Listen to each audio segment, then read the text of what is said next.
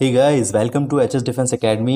मैं हूं Mahendra Singh Rathore. Now lockdown 3.0 के बारे में आज हम लोग बात करेंगे, जहां पर रेड, ग्रीन और ऑरेंज जोन, इसमें क्या तब्दीली की गई है, क्या नई शर्तें लागू की गई हैं, जिसके तहत लोगों को कहीं ना कहीं शर्तों के अनुसार रहना पड़ेगा और किसको कितना फायदा होगा, कहाँ नुकसान होगा, ये सारी बातें हम लोग जानेंगे यहाँ पर। लेकिन सबसे पहले नए एस्पिरेंट से आग्रह है मेरा कि वो एचएस डिफेंस एकेडमी को सब्सक्राइब कर ले विद बेल आइकॉन, ताकि उन्हें आगे भी नए वीडियोस मिलते रहें।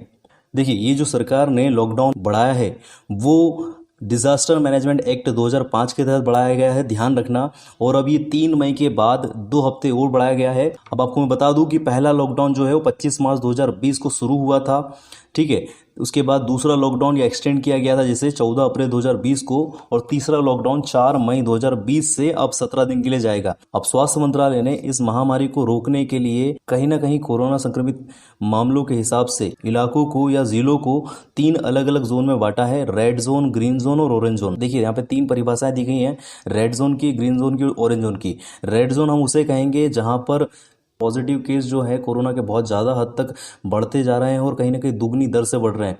ग्रीन जोन हम वहाँ कहेंगे जहाँ कोरोना वायरस के 21 दिन के अंदर कोई पॉजिटिव केस नहीं आया हो। और इसके पहले अगर मैं बता दूँ आपको, आपकी जानकारी के लिए, कि पहले ग्रीन जोन में उन क्षेत्रों को माना जाता था जहां 28 दिन में कोई नया पॉजिटिव केस नहीं आया हो, जहां पर 28 दिन के अंदर अंदर कोई भी केस नहीं आया हो, नया केस। अब यहां पर ऑरेंज जोन की बात करूं तो जहां सीमित मात्रा में संक्रमण है या फिर 14 दिन में कोई नया केस नहीं आया हो, उन क्षेत्रों को यहां पर ऑरेंज जोन में रखा जाता है।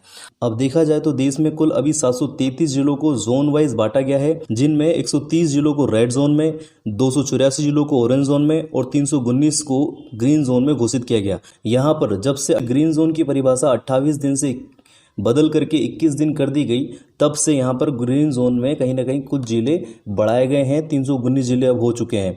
दिल्ली, मुंबई, कोलकाता, अहमदाबाद सहित 130 जिले जो है रेड जोन में है। कहीं ना कहीं जितने भी महानगर है वो सभी अधिकतर रेड जोन में है, ध्यान रखिएगा। अब देखिए, ये महामारी जिस तरीके से बढ़ेगी या घटेगी, उसको देखते हुए जो भी ग्रीन, रेड या ऑरेंज जोन है उनको कहीं ना कहीं तब्दीली किया जाएगा, उनमें बदलाव किया जाएगा डाटा के अनुसार। सो यहाँ पर केंद्र सरकार किसी जिले को ऑरेंज जोन में, यानी कि नए डाटा के अनुसार हर 10 दिन में इस डाटा को अपडेट किया जाएगा और कहीं ना कहीं जो सुधार हुआ है या फिर कहाँ पर और सुधार की आवश्यकता है उसको देखा जाएगा। उसके तहत यहाँ जो केंद्र सरकार है वो किसी जिले को ऑरेंज जोन से ग्रीन जोन में बदल सकती है, और राज्य सरकार को ये अधिकार होगा कि वह किसी जिले को रेड जोन में रख सकती है। यानी कि अगर मान के चलो वहां पर अगर केसेस सही नहीं हो रहे हैं तो ये राज्य सरकार के पास अधिकार होगा कि वो उस क्षेत्र को, उस जिले को रेड जोन में रख सकती है या बदल सकती है। मतलब कि यहाँ पर केंद्र सरकार के पास अधिकार नहीं होगा कि वो किसी भी राज्य के जिले को रेड जोन में तब्दील किया जाए। तो यहाँ पर पॉलिटिकली व्यू से भी इसे देखा गया है, ध्यान रखिएगा। अब यहाँ पर गृह मंत्रालय ने भी तालाबंदी के दौरान जो दुकानें या सेवाओं को खोलने के संबंध में जो प्रॉपर गाइडलाइंस हैं, जो नियम है, उनको स्पष्ट किया है और उनके तहत अब यहाँ पर जो भी सेवाएं हैं वो खुलेंगी। अब यहाँ पर मैंने आपको बताया जैसे कि रेड, ऑरेंज और ग्रीन जोन को जिलो वाइज वर्गीकरण जो किया गया है वो कोविड-19 के जोखिम प्रोफाइलिंग के आधार पर किया गया है। अब यहाँ पर ध्यान रखिएगा कि रेड जोन वाले सभी नागरिकों को आरोग्य सेतु एप्लीकेशन डाउनलोड करना अनिवार्य होगा। आरोग्य सेतु के बारे में और अन्य जितनी भी लॉकडाउन में जो कार्यरत एप्लीकेशंस हैं, जिन्होंने महामारी को, पैंडेमिक जो डिसीज है उसको रोकने में हेल्प की है, उन सारी एप्लीकेशंस के बारे में मैंने एक वीडियो पहले ही बना रखा है, तो आप पहले उस वीडियो को देख लीजिएगा, वहां पर से आपको और मोर अपडेट्स मिल जाएंगे। अब यहाँ पर इन एप्लीकेशन का क्या काम होगा या बेसिक से बता देता हूँ आपको कि आरोग्य सेतु एक जो है ट्रैकर एप्लीकेशन है, जिसके तहत किसी भी कोरोना पॉजिटिव केस को ढूंढा जा सकता है। यहाँ पर अब रेड जोन में आने वाले जिलों में लोगों को किसी तरह की छूट नहीं मिलेगी, ध्यान रखिएगा। ग्रीन और ऑरेंज जोन में कुछ गतिविधियों में छूट मिलेगी, तो ये बातें अब जानने की होंगी। अब यहाँ पर जानना ये होगा कि कहाँ पर छूट मिलेगी, कहाँ नहीं मिलेगी। सबसे पहले तो ये जान लीजिए कि वह सेवाएं जो पूरे भारत में या भारत में सभी जोन में बंद रहेगी वो कौन सी हैं।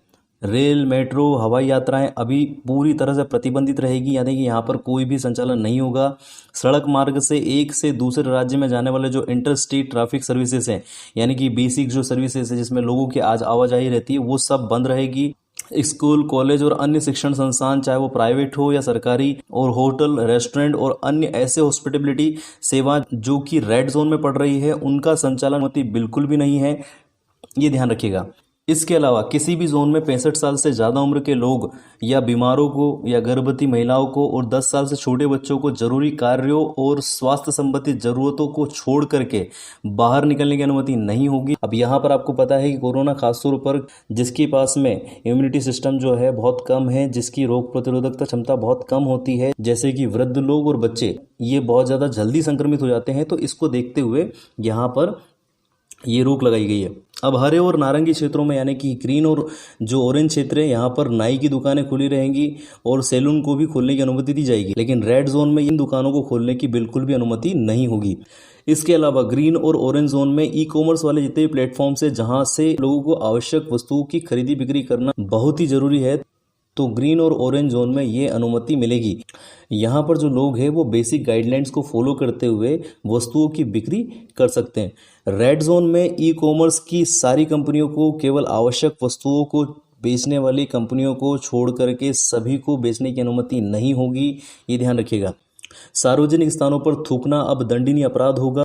साथ ही साथ शराब, पान, गुटखा और सार्वजनिक स्थान पर अब नहीं खाया जा सकता है, लेकिन शराब की दुकानें कंटेनमेंट जोन को छोड़ करके, ठीक है, कंटेनमेंट जोन मतलब ये होता है जहां पर महामारी बहुत ज़्यादा मात्रा में फैल चुकी है, जहां पर बहुत ज़्यादा भीड़ भाड़ का इलाका है और जहां पर कहीं ना कहीं रेड जोन जो है वो अलर्ट पर है और बहुत ज़्यादा पॉजिटिव केस जहाँ पर निकल रहे हैं। तो इस टाइप के क्षेत्रों में शराब की दुकानें बंद रहेंगी, बाकी क्षेत्रों में शराब की दुकानें खोल सकते हैं। इसके अलावा बिक्री की अनुमति वहीं होगी जहाँ पर स्टैंड अलोन दुकानें, यानी कि दुकान जो है बहुत ज़्यादा होच पोच इलाके में नहीं है, कहीं दूर दराज इलाके में है जहाँ पर ज़्यादा भीड़ भाड़ नहीं है।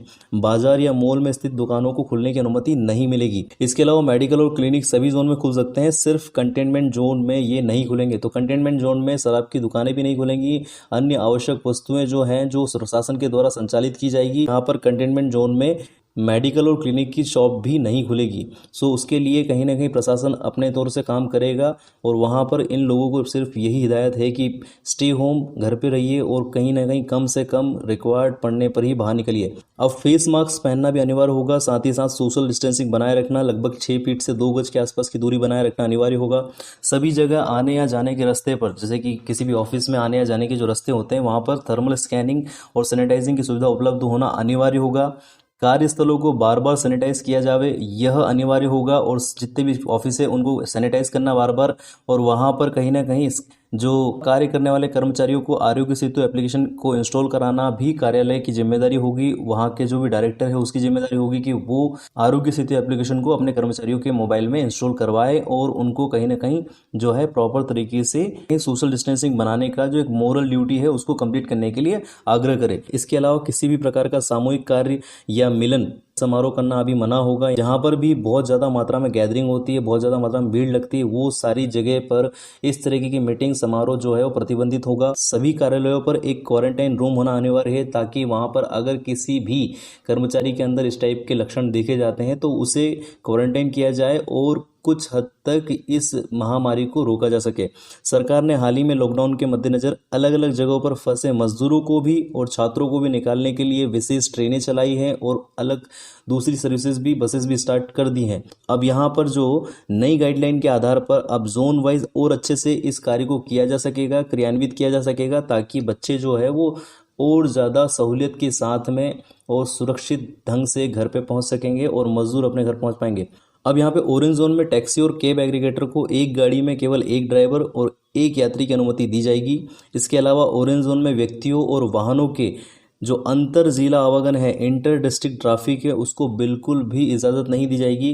केवल कुछ गतिविधियों को अनुमति दी जाएगी जो कि इसेंशियल फूड या इसेंशियल वस्तुओं को लेके जाते हैं, आवश्यक वस्तुओं को लेके जाते हैं। इस तरीके के जो मालवाहक गाड़ियां हैं या फिर महामारी में बचाव कार्य में लगी जो गाड़ियां हैं उनको ही चलने का यहाँ पर अनुमति दिया जाएगा। अब यहाँ पर 4 पहिया वाहनों में ड्राइवर के अतिरिक्त अधिकतम 2 यात्री हो पाएंगे, ध्यान रखिएगा। ये ग्रीन जोन में कहा गया है कि 4 पहिए वाहनों में ड्राइवर के अतिरिक्त अधिकतम 2 यात्री बैठ सकेंगे और बाइक पर ज़्यादातर 2 बैठ सकते हैं, लेकिन ऑरेंज जोन में एक बाइक पर एक व्यक्ति और कैब में भी कहीं ना कहीं एक व्यक्ति बैठ सकता है, लेकिन रेड जोन में ये बिल्कुल पूरी तरह से प्रतिबंधित होगा।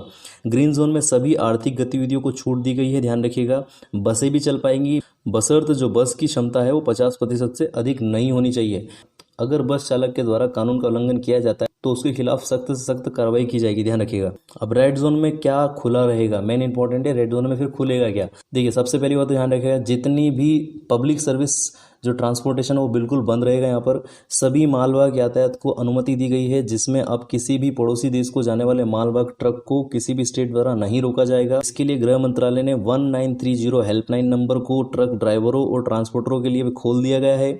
और यहाँ पर ट्रक के सामान की आवाजाही से संबंधित किसी भी समस्या के लिए हेल्पलाइन नंबर पर 24 घंटे ट्रक ड्राइवर जो है कॉल कर सकता है। इसके अलावा हाईवे पर आने वाली शिकायतों के लिए 1033 हेल्पलाइन नंबर भी उपलब्ध रहेगा। तो इस तरीके से सुविधा के साथ में, प्रॉपर प्लानिंग के साथ में यहाँ पर रेड जोन में जो है प्रशासन अपना काम करेगा। और वहीं पूरे भारत देश में आवश्यक वस्तु या एसेंशियल आइटम को पहुंचाने वाले वाहनों को नहीं रोका जाएगा, ये ध्यान रखिएगा। तो रेड जोन में भी अलाउ है और अन्य जितने भी क्षेत्र है वहाँ पर भी अलाउ होगा, लेकिन रेड जोन में आवश्यक वस्तु या एसेंशियल आइटम ले जाने वाले जो वाहन है उनको रोका नहीं जाएगा। कम आबादी जैसे गांव क्षेत्र में आवश्यक सामान के लिए किराना की दुकान खोल सकते हैं, लेकिन शहर में भीड़ भाड़ वाले इलाकों में जैसे कॉलोनी या फिर जो मॉल है, इनमें किसी भी दुकानों को या मॉल को खोलने की अनुमति नहीं होगी। और निजी सरकारी कार्यालयों में 33% स्टाफ की अनुमति होगी, यानी कि कोई भी व्यक्ति जो है, जो भी ऑफिस कार्यालय चला रहा है, वो अपने 33% स्टाफ के साथ काम करना होगा उसे, और यहाँ पर सोशल डिस्टेंसिंग के साथ काम करना पड़ेगा। इसके अलावा रेड जोन में जितनी भी इसेंशियल दुकानें हैं, इसेंशियल यानी कि आवश्यक वस्तु बेचने वाली दुकानें हैं, वहाँ पर सिर्फ 1 या 2 व्यक्ति ही रह पाएंगे और वो भी सोशल डिस्टेंसिंग का पालन करेंगे। और यहाँ पर मास्क लगाना तो बिल्कुल अनिवार्य होगा रेड जोन में। जितने भी कंस्ट्रक्शन क्षेत्र हैं जहाँ भीड़भाड़ कम हो, जैसे कि गांव क्षेत्र जहाँ मजदूर स्थायी रूप से रह रहे हों, जिस कंस्ट्रक्शन लाइन में यहाँ पर मजदूर जो है वो रह रहे हैं, तो वहाँ पर काम शुरू किया जा सकता है। इसके अलावा गाँव क्षेत्र में भी कार्य किया जा सकता है। फाइनेंस क्षेत्र में भी सभी बैंक्स, नॉन बैंकिंग कंपनीज, एनबीसीज, बीमा और पूंजी बाजार, insurance and capital market, credit cooperative societies जो है उनको भी यहाँ पर कार्य करने की अनुमति होगी। सार्वजनिक उपयोगिता के तौर पर देखा जाए तो पब्लिक यूटिलिटी की जितनी भी कंपनीज है अपना काम कर सकती है, जैसे कि यहाँ पर बिजली, पानी, इंटरनेट, इनकी सेवाएं देने वाली जितनी भी कंपनियां हैं वो खोल दी जाएगी। वहाँ के कर्मचारियों को भी कहीं ना कहीं सोशल डिस्टेंसिंग और मास्क और जो भी बेसिक सामान्य सावधानियां हैं उनको रखना पड़ेगा। कुरियर और डाक सेवा को भी अनुमति है। अब यहाँ पर कुरियर और डाक सेवाओं को भी अनुमति होगी। तो ये सारे जोन की बात कर रहा हूँ। और इसके अलावा सभी अनाथालय, वृद्धाश्रम, विधवाश्रम, इनमें सभी में जो भी कार्यक्रम जारी है प्रशासन के द्वारा वो वापस से शुरू कर दिए जाएंगे। आंगनवाड़ी में भी आवश्यक कार्यक्रम जो भी हैं वो जारी रहेंगे। इसके अलावा गांव में खेती से जुड़े जो सभी कार्य हैं, जैसे कि मछली पालन हो गया, बीजारोपण हो गया, पेड़ लगाना हो गया, प्लांटेशन जिसको बोलते हैं हम लोग, या फिर एनिमल हस्बेंड्री से जुड़े हुए जितने भी सामान्य कार्य हैं उन सभी कार्यों को करने की अनुमति होगी। और सरकारी योजना के अंतर्गत कार्य सभी कार्य शुरू होंगे यहाँ पर, जैसे कि मनरेगा में भी कहीं ना कहीं बहुत सारे मजदूर जो है वो गांव क्षेत्र में रहकर के काम करते हैं। तो उसके तहत यहाँ पर जितनी भी सारी सरकारी योजनाएं हैं उनके तहत कार्य स्टार्ट किया जाएगा। लेकिन जहाँ पर बहुत ज़्यादा भीड़ भाड़ का इलाका है, या फिर कंटेनमेंट जोन है, या रेड जोन है, या फिर कोरोना प्रभावित क्षेत्र है, वहाँ पर इस तरह के किसी भी कार्य को अनुमति नहीं होगी। अब रेड जोन में जो बिल्कुल ही बंद रहेगा वो भी ध्यान रखिए। देखिए cycle, rickshaw, auto, taxi, cab और इंटर डिस्ट्रिक्ट और इंट्रा डिस्ट्रिक्ट यानी कि जिले के अंदर और जिले से बाहर से अंदर आने वाली जितनी भी सर्विसेज हैं, जितनी भी बसेस की सर्विसेज हो या ट्रैफिक सर्विसेज से रिलेटेड जितनी भी सेवाएं हैं वो सब बंद रहेगी। इसके अलावा सैलून की दुकानें सारी बंद रहेगी। अब यहाँ पर इसके अलावा एक बड़ा कदम उठाया गया है कि नाइट कर्फ्यू यानी कि रात्रि 7 बजे से लेके तो सुबह 7 बजे तक जो है कर्फ्यू के तहत काम किया जाएगा, यानी कि किसी भी व्यक्ति को अनावश्यक रूप से बाहर नहीं जाने दिया जाएगा। और मैंने आपको कहा था यहाँ पर जैसे कि 65 वर्ष के जो सीनियर सिटीजन हैं और बच्चे हैं, 10 साल से कम उम्र के बच्चे हैं, या फिर जो महिलाएं हैं या गर्भवती महिलाएं, उनको निकलना तो बिल्कुल भी यहाँ पर अनुमति नहीं होगा। और इसके अलावा अगर जरूरी कार्य है तो सिर्फ वही लोग जा सकते हैं। अब यहाँ पर अगर कोई व्यक्ति प्रशासन के कार्यों में बाधा डालता है या फिर कोई उल्लंघन करता है किसी भी नियम का, तो यहाँ पर धारा 144 सीआरपीसी के तहत कार्रवाई करने का उन्हें हक होगा। और यहाँ पर केंद्र सरकार की ओर से यह जो शक्ति है वो राज्य सरकार को दी गई है कि अभी हाल ही में इस पैंडेमिक बीमारी को रोकने के लिए जो भी कार्य किया जाना है या किया जा सकता है वो आप कर सकते हैं। यहाँ सरकारी या सहायक कर्मचारी जिन पर कोरोना महामारी को रोकने का दायित्व है उन पर ये नियम लागू नहीं होंगे, वो लोग अपना कार्य जो है सामान्य ढंग से कर सकते हैं। सो ये थे लॉकडाउन 3 के बारे में नियम, कानून और शर्तें जिसको हमें फॉलो करना है और कहीं ना कहीं इस बड़ी जो बीमारी को, ये जो महामारी है, पैंडेमिक डिसीज़ है, इसको हराना है। और आई होप आपको ये वीडियो बहुत ही अच्छा लगा होगा। सो प्लीज़ इसे शेयर जरूर करिएगा, लाइक जरूर करिएगा। आपका लाइक मेरा मोटिवेशन है और आपका शेयर मेरे फ्री एजुकेशन रिवोल्यूशन को बढ़ाएगा और मेरी सर्विसेज को रिक्वायर्ड पर्सन के पास में, रिक्वायर्ड एस्पिरेंट्स जितने भी स्टूडेंट्स हैं जिनको फ्री ऑफ कॉस्ट पढ़ने के लिए मिलना चाहिए, उन तक मेरी सर्विसेज पहुंचेंगी। और कहीं ना कहीं ये सर्विसेज सारी फ्री ऑफ कॉस्ट है। सो प्लीज़ आप इसे शेयर जरूर करें ताकि बच्चों को पहुंच सके ये सारी जानकारी। अब यहाँ पर लॉकडाउन से रिलेटेड जितने भी वीडियो, वो तो सारे जितने भी व्यक्ति हैं, चाहे वह कॉम्पिटिटिव एग्जाम्स की तैयारी कर रहा हो या ना कर रहा हो, उसको यह जानकारी जानना बहुत अनिवार्य है। तो आप सभी को यह शेयर करिए और इस पूरी गाइडलाइन के बारे में उनको बताइए। और गाइज उन सभी से मेरा रिक्वेस्ट है जिन्होंने अभी तक चैनल को सब्सक्राइब नहीं किया है, सो प्लीज़ सब्सक्राइब कर लीजिए एचएस डिफेंस एकेडमी को विद बेल आइकॉन। और फ्री ऑफ कॉस्ट आपको बहुत सारे वीडियो जो हैं नोटिफाई होते रहेंगे। इसके अलावा आपको फ्री ऑफ कॉस्ट यहाँ पर पीडीएफ मिल जाएगी, तो आप मुझे टेलीग्राम पे जाकर के फॉलो कर सकते हैं। वहाँ पर आपको फ्री ऑफ कॉस्ट लेक्चर की पीडीएफ मिल जाएगी। इसके अलावा आप मुझे फेसबुक, इंस्टाग्राम और ट्विटर पर भी फॉलो कर सकते हैं, लिंक आपको डिस्क्रिप्शन में मिल जाएगी। सो प्लीज़ अपनी जो स्टडी है उसको बढ़ाएं और देश का मान बढ़ाएं। Thank you so much. मिलते हैं नेक्स्ट टॉपिक में। महेंद्र सिंह राठौड़, जय हिंद।